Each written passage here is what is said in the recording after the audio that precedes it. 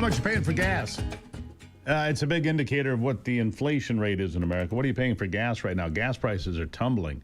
If you hadn't noticed, I'm paying well under $3 now, most places where I am. The national average, 307. Down from 308 yesterday, down from 312 a week ago, 317 a month ago, and 320 a year ago. So gas prices historically less expensive than they've been in a long time. Even California could almost afford gas at $4.65, almost, that is. Ray R.T. Trevino, oil and gas expert, joining me now. He runs Pecos Country Energy. It's a privately owned oil and gas exploration production company in Fort Worth, Texas. That's right, he's a Texas oil man. R.T., how are you today? Oh, good morning, Steve. I'm doing well. How are you? I'm good. AAA here says gas prices continue to fall, and they could stay on that trajectory. What are you seeing? What are you feeling? Yes, right now what we are seeing are the effects of below $60 oil about 2 weeks ago. Keep in mind, as I've said before, that the price of oil is always dictated, or the price of gasoline is always dictated about 2 weeks behind the price of oil, whether that's West Texas Intermediate or Brent. However, right now, currently, as the market is closed, we are still trading below $60 a barrel at this time. And a lot of that is due to the creation of certainty around the world. The Israel-Hamas treaty, the historic landmark ceasefire agreement, has brought certainty to the world, and we're going to see those effects at the price of oil, as we all know at this time. Yeah, so all right, so right now, West Texas Intermediate, $58.05. I mean, that's the cheapest I've seen it in quite a while. I mean, it surged there for a while into the 70s a few weeks back, but nowhere near that. Now, Brent crude at 61.88, the benchmark. So we're at low oil prices. How much lower can it go? With this stability, with the deal signed in Egypt yesterday to bring the warring factions to the peace table in the Middle East, what's it mean?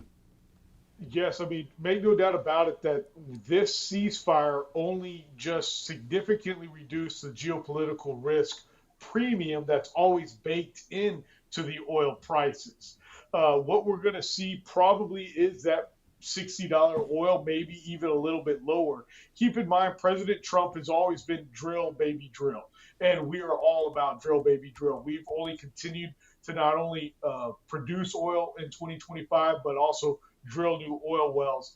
And for independents like Pecos, we're always looking for those legacy assets that have long-term stability. And with vertical wells that we drill, not the horizontals like the majors, we get that consistent cash flow and also lower operating expense. But keep in mind also that that most people in the oil and gas industry, they also don't vote. They vote with their policy and their beliefs and their convictions, because we all voted. I would say if you took a poll, that 80% of people out in the oil and gas industry voted for President Trump. They did it for what he stands for and not necessarily the price of oil. Because keep in mind, as you mentioned, we are below $60 right now, and that does somewhat hurt our industry. However, right now, we are still the number one producer in the world at almost 14 million barrels of oil a day, Steve, and we will continue to be the world's number one producer with this president. All right, so let me look at something else I want to ask you about. The Strategic Petroleum Reserve is at about 402 million barrels as of the end of May 2025, and then prices went up. Would now be a good time. Full capacity is about 715 million barrels. Maybe it's time to restock our emergency energy reserves. What would you say to that? Yes, absolutely. And that's great that you brought up the Strategic Petroleum Reserve. I just had a great opportunity to visit with Congressman Pat Harrigan, congressman from North Carolina, on a podcast that I do called the Crude Truth. And he said it best. He goes, you know what? Energy security is always part of national security.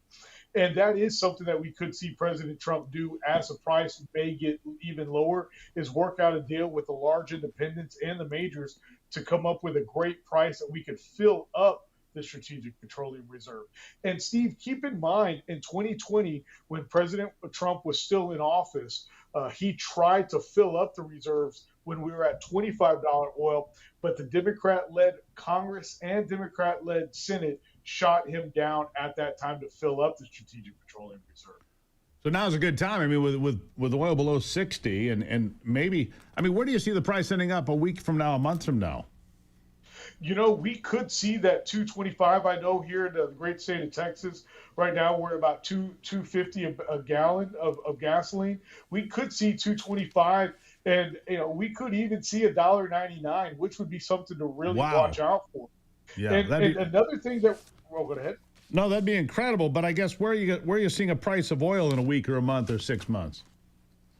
Well, right now, again, based on this ceasefire and also the U.S.-China tariffs that were threatened on Friday, can also see an initial drop and only add to that drop. Crude futures on Friday hit 5-month lows. So we could also see, because of this trade war with China, believe it or not, only continue to see the price of oil drop. So we could see, $55 oil here real soon, barring, God willing, no global catastrophe. And $55 oil would mean a gallon of gas would cost 20 cents less, 30 cents less. What would it mean? I could see that. Yes. Again, we are looking at about a $25 price on gas, or excuse me, a 25-cent deduction in the price of gasoline across the board. And also keep in mind that the independent oil and gas companies like Pecos, we are prepared to stay as lean as possible during this time so that the continued returns to our investors out there, we can get them. There you go. RT, good news. Gentlemen, start your engines. It's going to be cheap. Appreciate it, my friend. Thank you. Thank you. Have a good one. Yes, sir. It's good news, right? If gas is cheaper, it means groceries should moderate, ease prices for all Americans.